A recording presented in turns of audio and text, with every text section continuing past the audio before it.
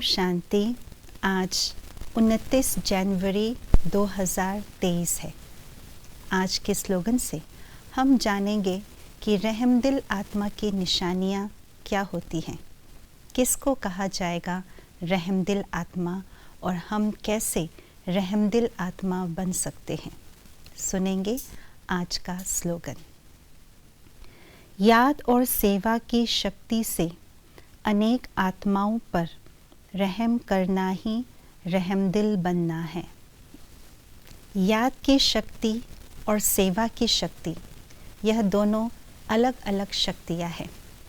याद की शक्ति अर्थात याद द्वारा अपने मन और बुद्धि को जैसे चाहे, जिस स्थिति में चाहे, जितना समय के लिए चाहे अपने मन बुद्धि को वैसे ही स्थित करना, वैसे ही एकाग्र कर लेना, इसी को ही कहा जाता है याद की शक्ति।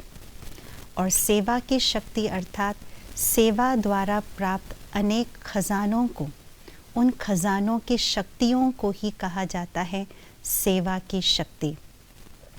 जब हम याद और सेवा दोनों ही शक्तियों को हम अपने अंदर धारण करके अन्य आत्माओं को प्रदान करते हैं, उन्हें देते हैं, इसी को ही रहमदिल आत्मा की निशानी है और यही रहमदिल आत्मा कहा जाता है।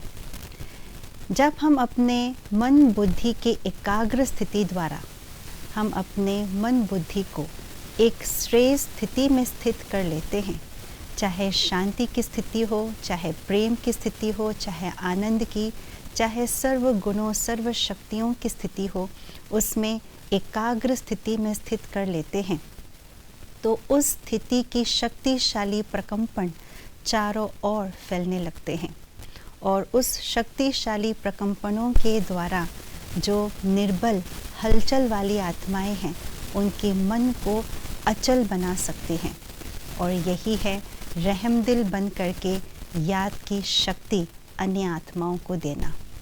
और दूसरा सेवाओं की शक्ति, माना जो सेवाओं द्वारा खजाने प्राप्त हुए हैं, ज्ञान के खजाने, गुणों के खजाने, अनुभवों के खजाने आदि आदि, इन सब खजानों को हम वाणी द्वारा, अपने मुख द्वारा, अपने चाल चलन संबंध संपर्क द्वारा अन्य आत्माओं को देते हैं, प्रदान करते हैं।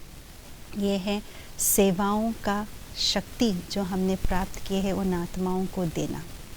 और यही रहमदिल आत्मा की निशानी है।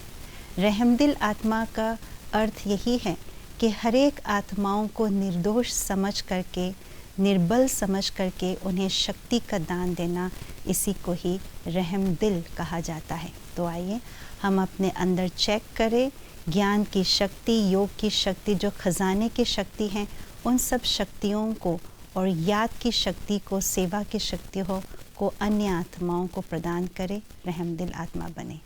ओम शांति।